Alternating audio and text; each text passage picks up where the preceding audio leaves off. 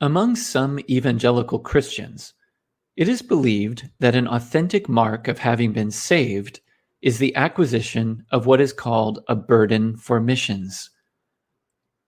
To be set free from sin is accompanied by the overwhelming desire to help others achieve the same liberation.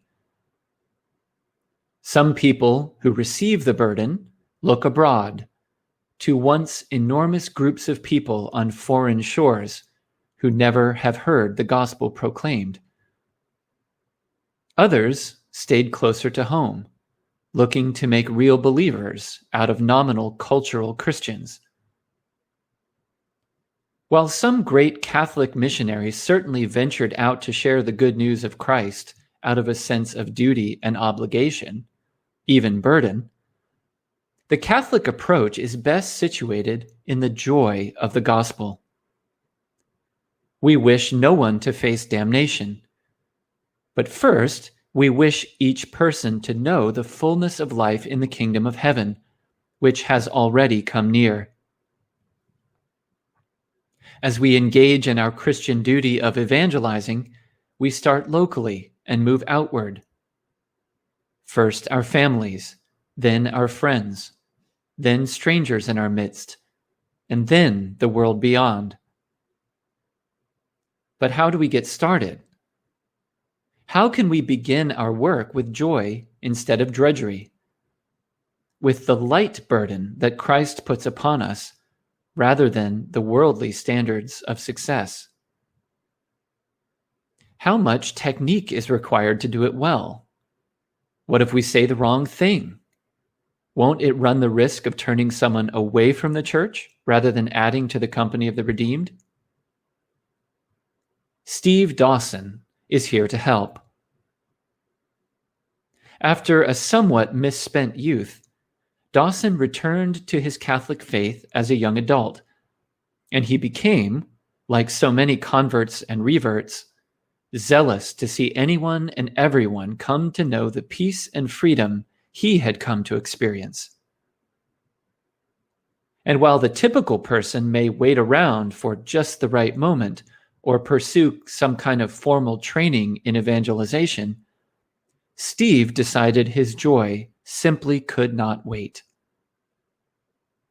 Steve and his wife began setting up a table, handing out miraculous medals, and asking passers-by the most basic questions about their lives. Before they knew it, Steve had built a ministry called Saint Paul Street Evangelization, which is now full of ordinary Catholics who simply cannot help but make themselves available to a world full of people looking to hear a message of hope. Their method is simple and powerful. Listen to what people say, share their own testimony, and put a rosary or some other tangible tool for prayer into a person's hand. No browbeating, no high-level theologizing, but rather a raw and risky self-offering of themselves for the God who loved them too much to leave them alone. Steve Dawson is the editor of a collection of powerful testimonies by members of his Saint Paul Street Evangelization ministry, and the book is called Catholic Evangelization: Stories of Conversion and Witness. For anyone who thinks mission work is a burden, however noble, or simply not something for them, Catholic Evangelization, now out from Ignatius Press, touches the heart with a challenge. Each of us, in some way, can and must reach out of our comfort zone and convey in some way why we choose to receive the gift of Christ's grace. Each story in Catholic Evangelization leaves its reader touched and convicted. If these people can do something, why can't each of us? Steve Dawson is the founder and national director of Saint Paul Street Evangelization and is a frequent guest on Catholic television and radio. He lives with his wife and 5 children in Michigan. It is my pleasure to welcome Steve to the program today. Steve Dawson, welcome to the Ignatius Press podcast. How are you? I'm doing fantastic. How are you doing, Andrew? I'm doing great. And I was very encouraged by your book, the book that we're going to discuss today, which is called Catholic Evangelization, Stories of Conversion and Witness. It's a terrific collection of testimonies of individuals' faith experiences, faith journeys, their awakenings to the reality of Christ in the church, but then also their moving forward with the mission of being an evangelist and reaching out to others with Christ. Now, you wrote quite a bit in the book along with other people's stories, and your story is right up front talking about how you started this wonderful ministry of Saint Paul Street Evangelization. But before we talk about that, I wonder if you could just tell our listeners a little bit about yourself and your conversion experience, your story that led you to then want to bring others to Christ in the church. Sure. Yeah, absolutely. I was, my parents, my mom was a Catholic. She grew up as a Catholic, but by the time she met my father, she had fallen away from the faith. And my father was raised in a non-religious family. He was never baptized. They weren't atheists, but they didn't profess any religion at all. So they weren't anti-religion or anything like that, but there's just no religion, So they got married, and by the time I was born, faith was nothing to my parents. But my mom did have me baptized in the Catholic Church, and I actually got sacraments, first Holy Communion and confirmation. But, growing up, I never remember praying in the house or talking about God. God wasn't on my radar at all. And even though I had been baptized and had gone through some classes to get First Communion, I didn't know anything about God. And so, yeah, I had a good childhood, but not one where God was involved. And when I became a teenager, by the time I was about 13 years old, I started getting into a lot of trouble. Serious legal trouble. I remember the very first time I was arrested, and this is detailed in more detail in the book itself. But I thought, at 13, I needed a little bit of adventure in my life. I thought it would be a great idea to sneak out my dad's brand new Thunderbird Super Coupe. Now, I had never driven before. This I knew was a fast car, and it would be a good experience. So I snuck it out in the middle of the night. And long story short, I ended up getting in very first time driving into a high-speed police pursuit that ended in a severe car crash. And only by the grace of God and my guardian angel did I survive that, because at 130 miles an hour, I went sideways and hit a guardrail. And the car basically got split in half. And the police officer who was chasing me walked up to my car with a flashlight thinking I'm dead inside.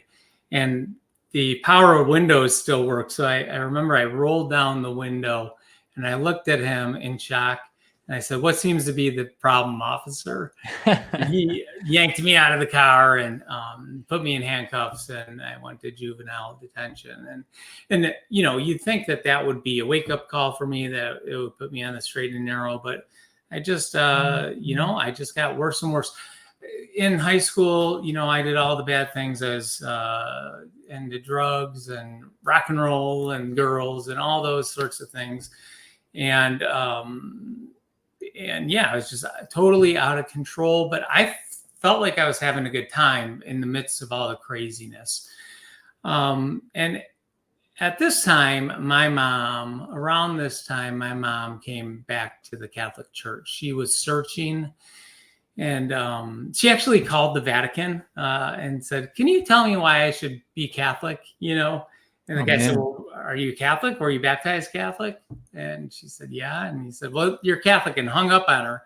And that was a bad experience for her. She said, I'm never going back to a Catholic church. But anyway, she met a priest, holy priest named Father John Anthony Harden, who's now deceased. And he's a servant of God. The cause for his canonization has been opened. But he discipled her back into the faith. And so she came really back into the faith really strong and with a lot of zeal. And she was trying to convert me. You know, I was this crazy teenager.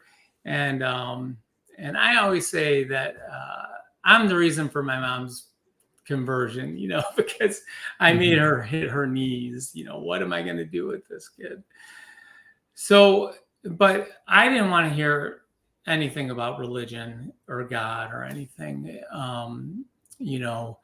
And in my 20s, I was, you know, I was doing drugs still. I was drinking a lot. And I just remember being at the end of my rope, you know, and thinking to myself, you know, is this it? You know, if this is what life is going to be like, I'm not sure I want to live anymore. Now, I wasn't like planning suicide or anything like that, but I was really at the end, and who knows what could have ended up happening. And I remember one day I had a bottle of Jack Daniels. I was drunk, and I went outside. And it was like 2 a.m. and I got down on my knees in my backyard. The grass was wet. I still remember the feeling on my knees. And I said, all right, God, I don't know if you exist, but if you do, you're going to have to show me, because I just don't want to, you know, continue like this anymore. And at that moment, something changed. I mean, I didn't get an apparition or anything like that, but I did get a deep desire to search for truth. So I started, like, you know, searching, does God really exist? Internet, reading books. I even watched EWTN, you know. I'd be watching Mother Angelica while drinking Jack Daniels. So when I got on my knees, I wasn't converted, you know, but I was searching, you know. I had that zeal, that drive to search. And eventually I did come to believe in God, that he had to exist. But I did not want to be Catholic. I'd rather be like Buddhist or something, you know.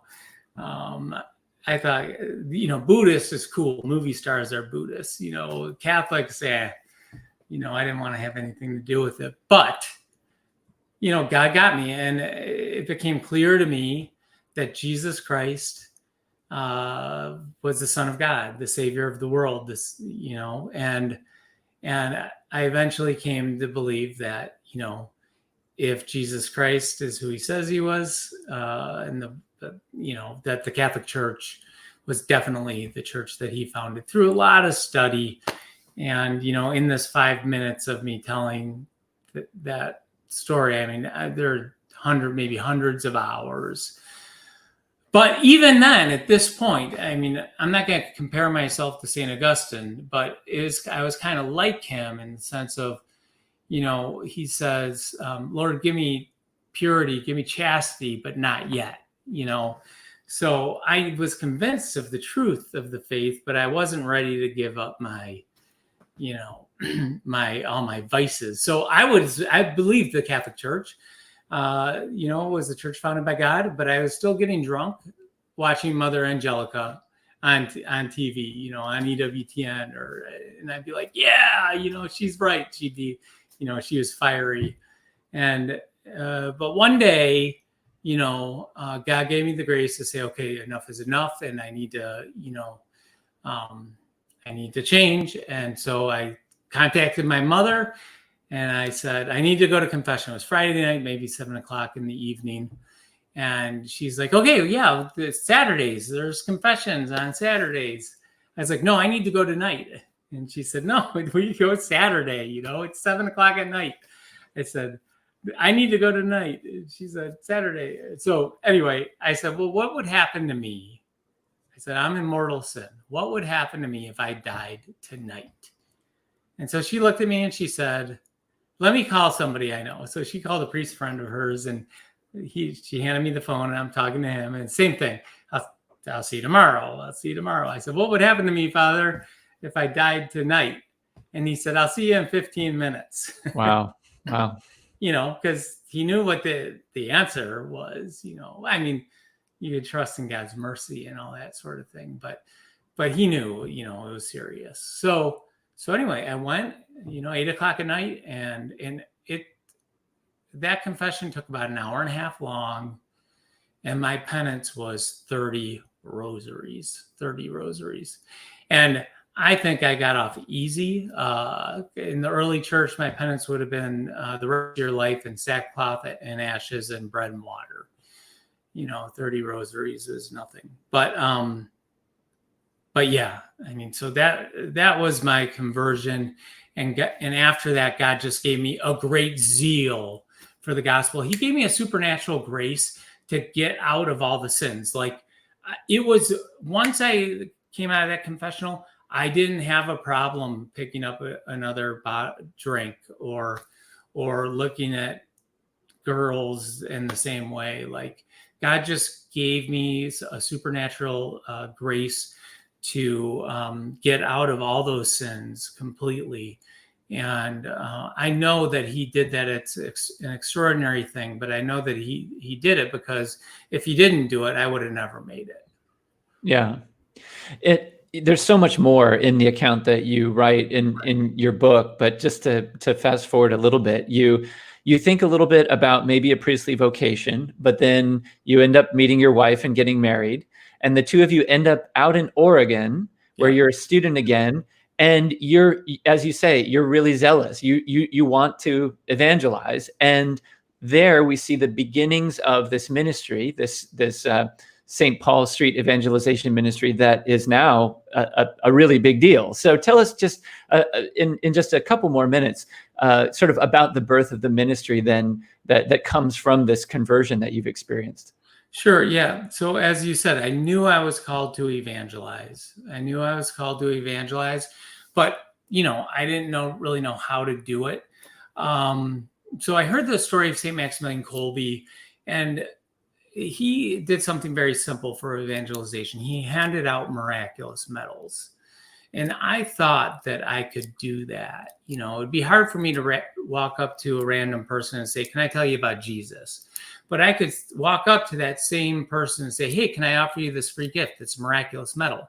So I went out and I bought 1,000 miraculous medals, and I started passing them out. And we had just amazing encounters. I mean, literally lives saved, people coming back to the faith, people coming into the faith, just from receiving a miraculous medal, which oftentimes would start conversations.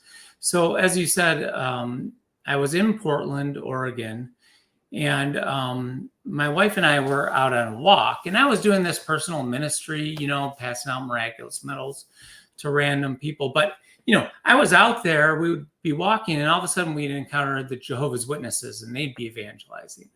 And then the Mormons were Black later, and then the Protestants were Black after that. And then there was even atheists out doing evangelization for atheism, And I looked at my wife, I said, where are all the Catholics?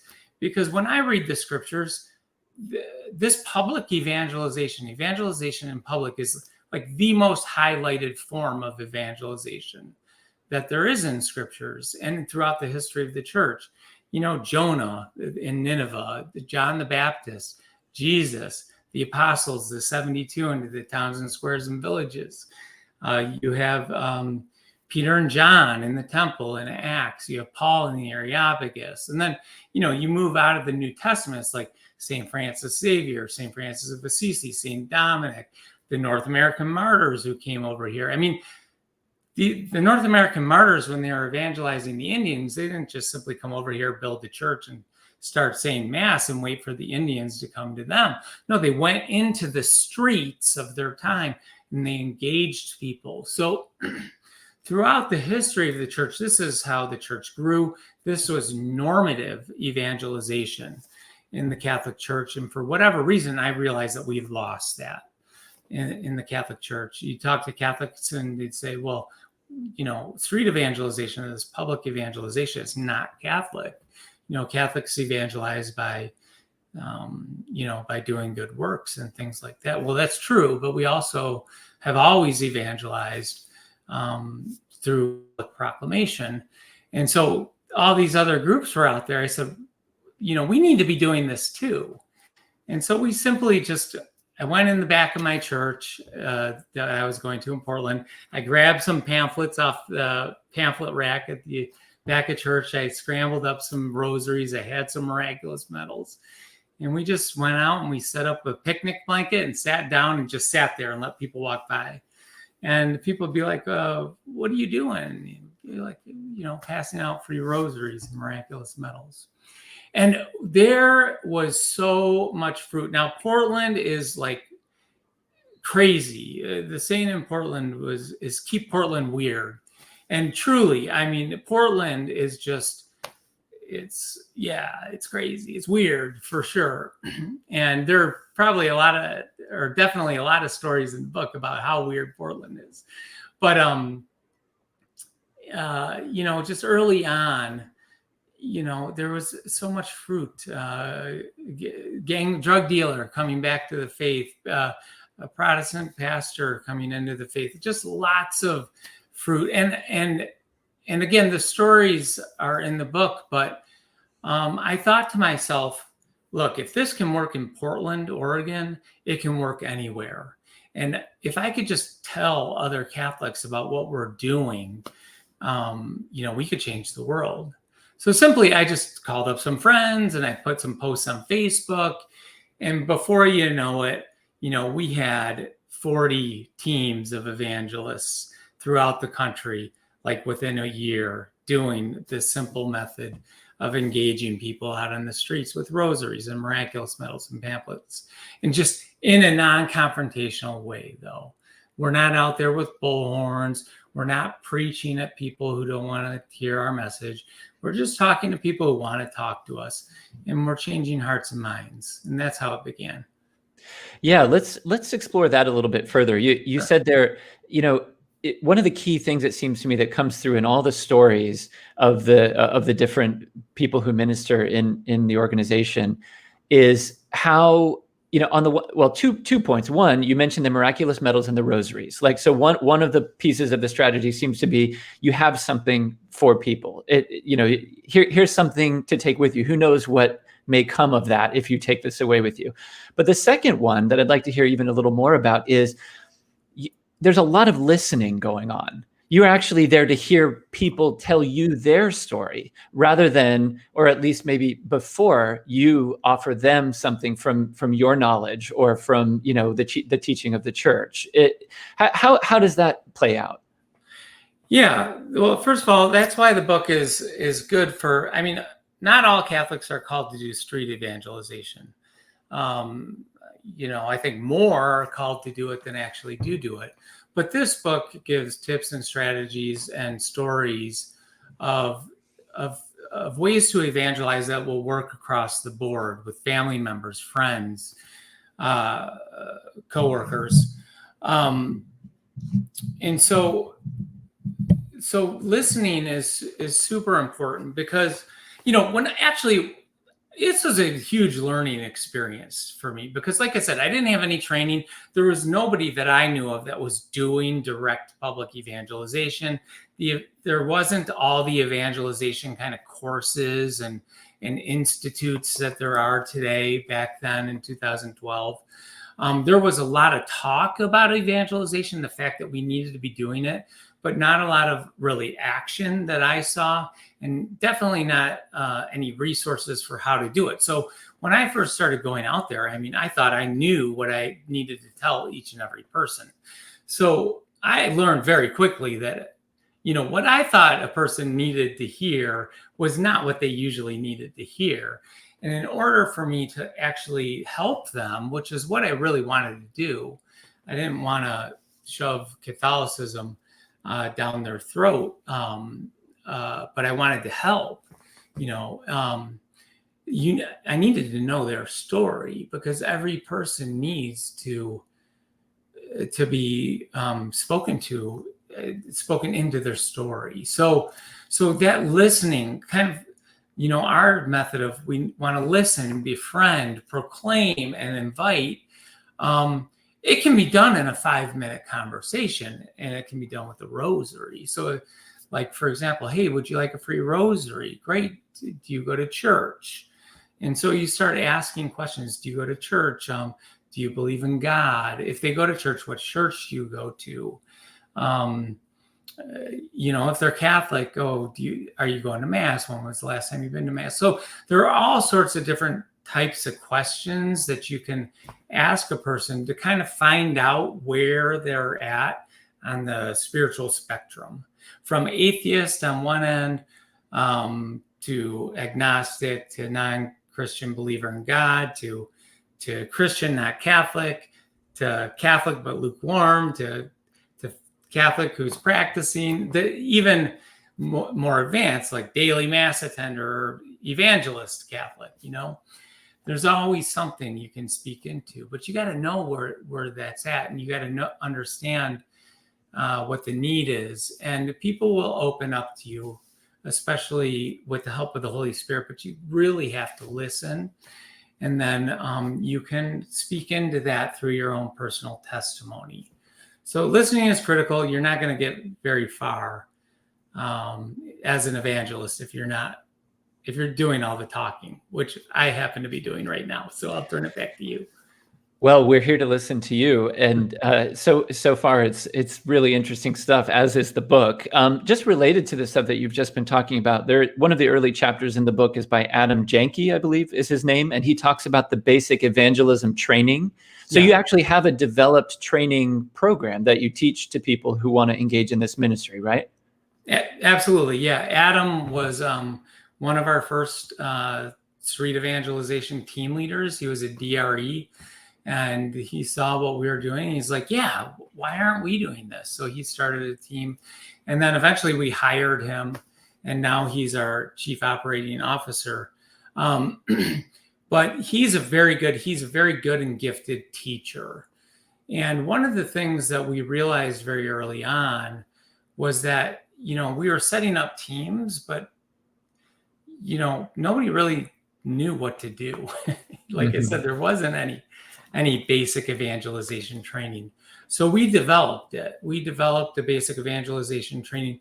Nothing, that's crazy. And the other thing is, it's basic evangelization training. This is not street evangelization training. These are the basics of evangelization. You can use them on the street, and you should, or you can use them with a family member. Now, we first started giving these trainings in parishes throughout the country, very many of them to parishes and dioceses. We had it in written format for our street evangelists, and then we developed a school of evangelization where we have courses now in basic evangelization training and other more advanced evangelization training. So we've been perfecting that over the years and expanding it. So in our online school of evangelization, we still do the live trainings, but by far most people just log in online and sign up, and they can get evangelization training. So, in the basics of evangelization training, what are we teaching people? Okay. What is evangelization? Why do we need to be evangelizing? What is the gospel message, and why is it important? Or the kerygma? How do you share it? What is the role of personal testimony in evangelization? And hint, it's like super important, right? So what's the role of testimony in evangelization? How do you craft your personal testimony? How do you modify or adapt your personal testimony to varying situations? Like if you're talking to an atheist, how might you give your personal testimony to speak into that? And various other topics. And we also have some apologetics, although many will be surprised that evangelization is not primarily a work of apologetics, which was very surprising to myself because I loved apologetics and I wanted to I thought everything was supposed to be like, apologetics. But that's, some of our best evangelists are very poor apologists. So we have pamphlets. If someone wants to know why Catholics don't worship Mary, for example, well, we don't. And here's a pamphlet that explains it. Let's talk about, Jesus. That's enough, or something like that. So yeah, our training is very critical, and it's really a great blessing to the church, because not only are we training laity, but now we're training a lot of priests. We're in seminaries, because believe it or not, in most seminaries in the country, in fact, I'm not aware of any actual seminary that is doing this. Most, are training theology, philosophy, pastoral care, sacraments, but there's no like direct evangelization training classes. So seminaries will bring us in, and we'll walk with and work with seminarians, and we're even working with bishops. And yeah, I mean, this is one of the things I'm most excited about what Saint Paul Street Evangelization is doing is, I'm not sure if we're going to exist 100 years from now.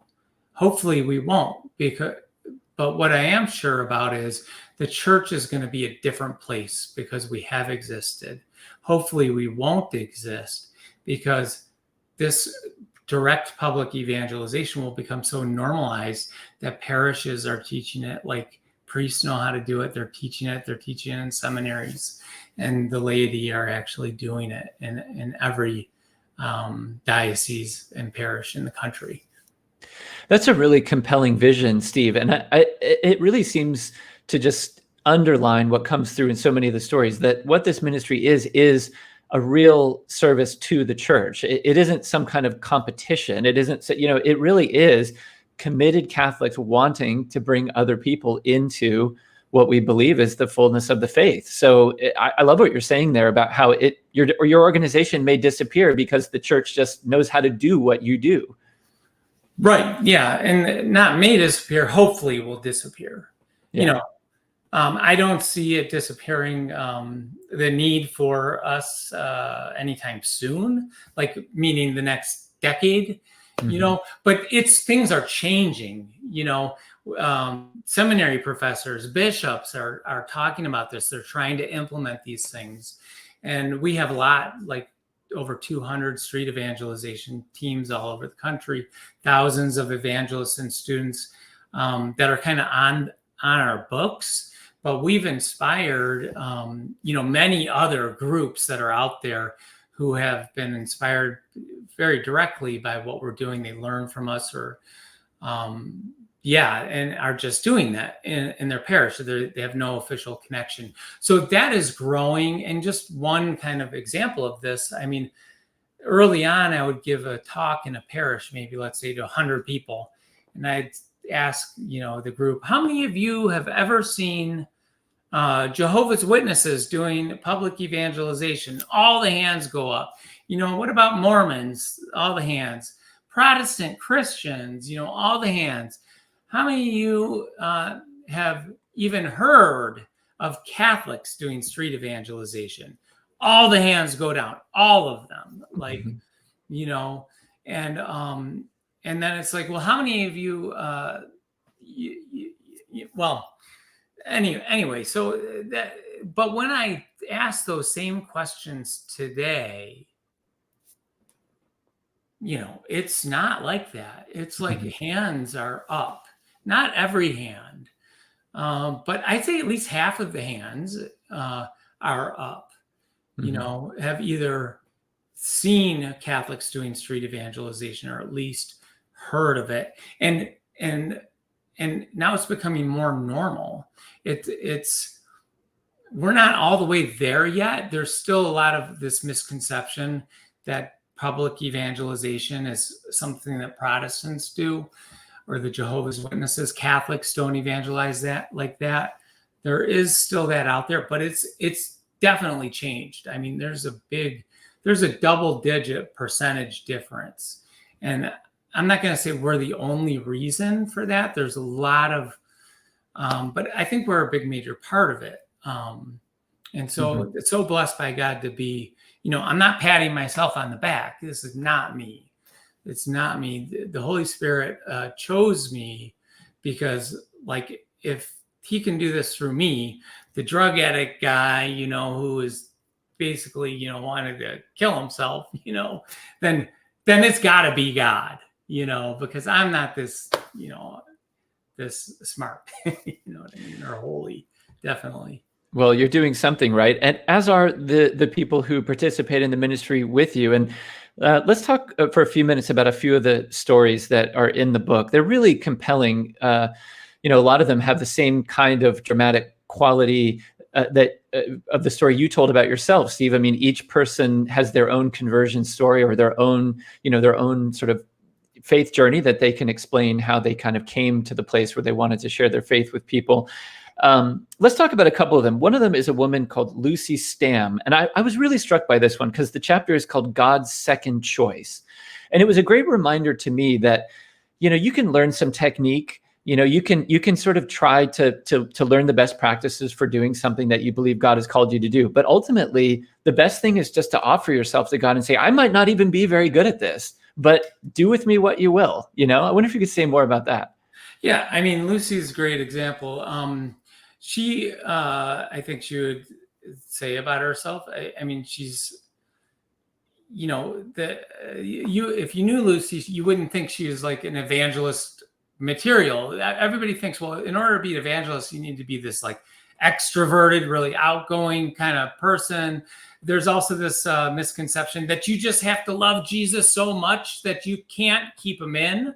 Like you just have to tell other people about him.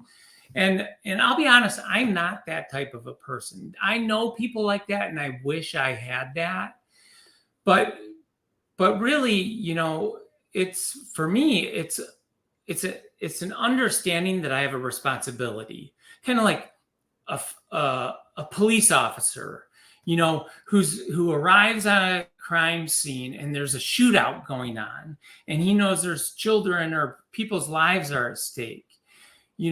He knows, like, he's not like, oh, I can't wait to get in there. No, he's like, it's my duty. I got to get in there. And he takes it seriously. And so he does it. Or a firefighter who runs into a burning building, or a lifeguard who jumps into a shark-infested water or something. Like, that's the way it is for me. Like, I do have zeal for it, but it's difficult for me to talk to people about Jesus. It doesn't come naturally. That's why tools like the Miraculous Medal, I need those because it makes it easier. Because I have all these, like, maybe I'm wounded, I feel like subconsciously that, if I talk to people about Jesus, they're going to think bad about me, or it's like human respect type of things. Like, it's stupid, but it's this deep down in my subconscious that it makes it difficult for me to evangelize, but I do it. And Lucy is a great example of another kind of an introverted person who just knew she was called, so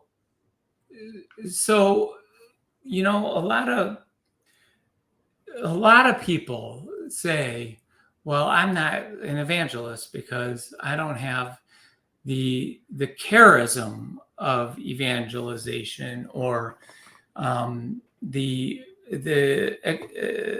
extrovertedness or the giftedness in speaking with people. No, like, it's true. Everybody has charisms. Some people have charism for healing, right? But that doesn't mean that you're not supposed to pray for people to be healed. Like, if someone asks you, I have cancer, will you pray for me? Of course, we're Catholic. We're going to do that. I don't have that charism.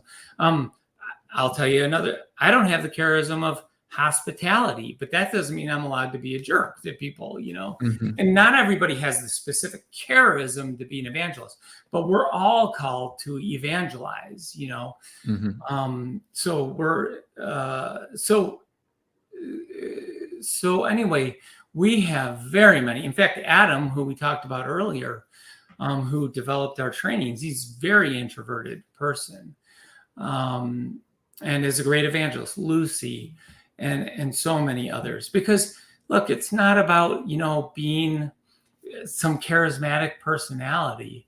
It's about just talking with people, being there for them, being willing to share your own personal story with them. It's not about persuasion or anything like that. It's just about showing up. And Lucy is somebody who showed up, and it's a great story. Yeah. I was also thinking about, there may be people who are listening to us or who may pick up the book and think, well, maybe it's an older person who doesn't really go anywhere. Or maybe, there are all these circumstances where they might think, well, my life circumstances kind of limit me anyway, so this isn't my thing. Well, they might come across the story of a man in your book called Carl Strunk. Yeah. And I don't want to give away too much of his story because it is so dramatic, my goodness. And I think it really needs to be read to be appreciated. But I will give away the fact that he's in prison, or at least when he wrote the chapter, he was in prison. And, and yet he is converted, he becomes zealous, and he becomes so interested in this, in evangelization. I mean, wow, what a tale. Yeah. And I won't give away too much, but it is a fantastic story. And he's was serving life in prison. And for murder. Yeah. Murder. And yeah, he had a conversion experience, and he took it to the streets in prison. Right. Right. There's streets everywhere, just different kinds, I suppose. Yeah. And we're all called to evangelists. And like I said, we're not necessarily all called to go out on a street corner in downtown city. And my wife, she was a street evangelist with me, but we have 5 children now, and she doesn't do any street evangelization. It's not her state in life, but that doesn't mean she's not called to evangelize and use the tools that we teach. Like, she's evangelizing our children, and she can evangelize her friends and the people she meets in the daily circumstances of her life. You get Carl, and he's in prison.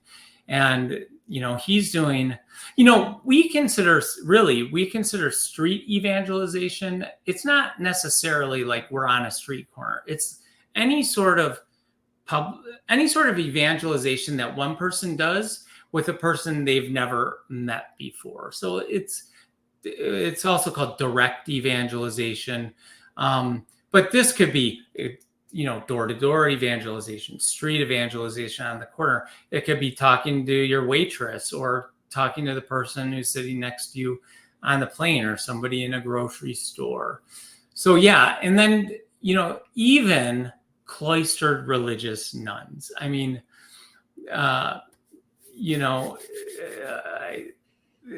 they're called to evangelize too.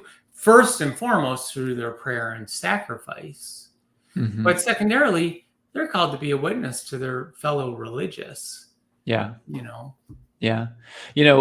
This got me thinking that I skipped over one of the other stories I really enjoyed, which was the story of Uzi Mendes, who is writing about evangelizing gangs in Chicago.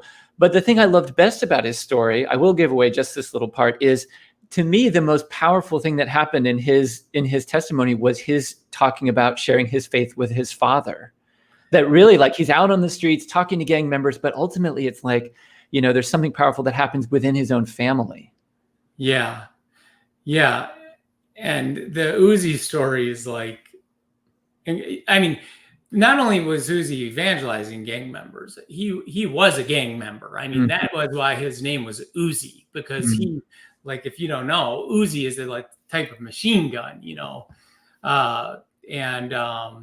and yeah, I mean, he was not given, let's just say he ended up in the hospital with 7 bullet wounds on his deathbed, had a conversion, and it was a long journey out of that. But then he took it back to the streets, to the gangs. And I'll tell you, I went to Chicago once and was evangelizing the gangs with Uzi, and wow, I mean, it was wild. Mm. I mean, now there's a certain type of now this is in an area, that people get shot all the time. You hear about it in the news. So you know, but I went and I felt safe with Uzi. But there's a type of, he has something like a disposition that allows him to talk to gang members. Like, people know that yeah, I mean, he's one of them, even though he's not one of them anymore. Yeah, I mean, it's just amazing. And that came through in some of the other stories too, just how God uses the specific circumstances of the person to reach out to certain types of people who may cross their path. That came through really clearly with Uzi. Let's talk about young people. They're in another one of, I think it's Adam Jenke's chapters. He talks about how when you're out there trying to do this work of evangelization, you may have some, he calls them dry days, like days where you just don't feel like anything's working, anything's going right. But then he talks about training up teens to do this and being really inspired by them, by like seeing their enthusiasm for the work. What's the ministry like with teenagers and with young people? Yeah, I mean, it's incredible. We do teen training. So just like our basic evangelization training for adults, we'll go into, parish youth groups and do training with them. Sometimes over like a kind of a mission trip, which is which would be several days, almost like a retreat. So yeah, I mean, you think teenagers would not be interested, I mean, in this sort of thing, but you can really, I mean, they have been some of our greatest evangelists. And the thing is that, people would just talk to like a youth. Like, I have an 11-year-old and he's like the greatest event. Nobody can turn down a Miraculous Medal from, well, I'll say some do from my 11-year-old, but nobody turns my 5-year-old down. Right. For a Miraculous Medal, and so, I mean, we've had, miracles, like literally, the young people, and this is a testament that, look, you don't need to be a professional theologian or an apologist or a catechist or any of that to be a great evangelist. You just need some simple, I mean, you don't even need, I mean, you just got to show up, really. Yeah. Like the very minimum is to say, here's a Miraculous Medal,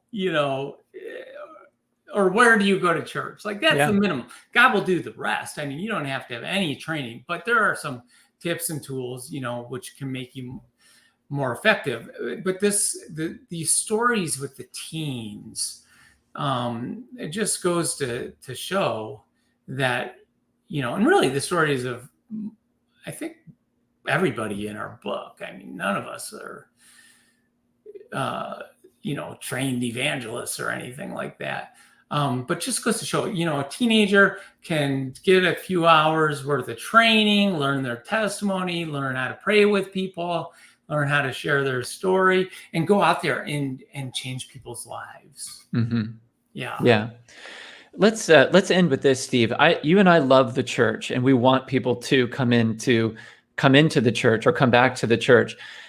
I would imagine that you and I both want to help purify the church, help to improve the church. And yet, as we're out there in the world representing the church in some capacity, we could find ourselves being kind of lightning rods for people who are upset with the church and who have wounds, who have maybe some of them are unfair things, but there are people who have certain conceptions about the church, in addition to people who really have been hurt by people in the church. What do you say when you're out on the streets and you encounter people who bring a lot of baggage to you when you're trying to evangelize? Yeah. So first of all, I'll say this. When I first started doing this, I thought I would get a lot of that. I thought it would be a lot of angry people, that it would be confrontational very often. I mean, I had done a lot of sidewalk counseling in front of abortion clinics, trying to get women to change their minds about abortion. And that could often very easily get confrontational and heated. Even though you're doing nothing wrong, that's just the nature of that. But our method is so non-confrontational. Hey, would you like a free rosary? Would you like a miraculous medal?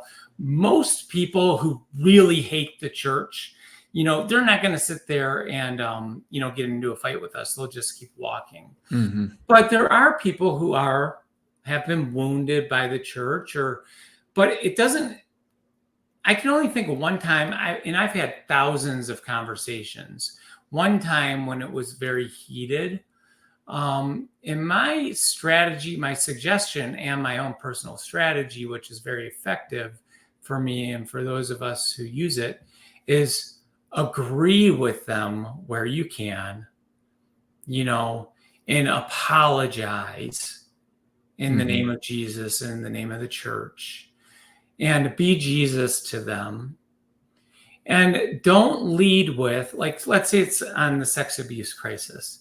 Like, one thing that's a statistic that you could use is say, well, yeah, but did you know there's less child sex abuse in the Catholic Church than there is in the public school system? Or you could start trying to, no, don't even bring that up. Say, yeah, it's terrible. It's horrible that thing, I condemn it. And Jesus said, woe to you, scandalize the little children. And they do not represent, even though they wear a collar or claim the name Catholic, they do not represent Jesus Christ. Because what Jesus teaches is opposite of what they've done. And oftentimes, almost all the time, they can't argue with you when you're agreeing with them, on that sort of thing. But oftentimes that is healing of woundedness. And there's just one story. It actually happened to Adam Janke's mom, who's in the book.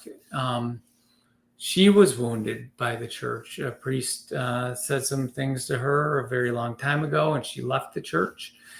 And they became Baptist, and Adam was raised as a Baptist and later converted before his mom converted back. And she was having lunch with Adam and his priest, and she told him, what the church what representatives of the church had done to her. All he said is, I'm so sorry. And in honor of the church, or in representation of the church, I apologize to you on behalf of Jesus Christ and the church. And the next day, his mom called up Adam and said, guess where I just was? And he said, where? I just had my first confession in 40 years. And she came back to the church, So, we can be, just by a simple, I'm sorry, people come back to the church. Yeah. That's great stuff, Steve. We really hope that our listeners will pick up a copy of this book. It's full of inspiring stories. We're all called to evangelize, but maybe some readers and listeners will hear the call also to join in the kind of direct evangelism that you and your organization do. The book is called Catholic Evangelization, Stories of Conversion and Witness, edited by Steve Dawson. Steve, thank you so much for taking the time to join me today. Thank you so much, Andrew. God bless you.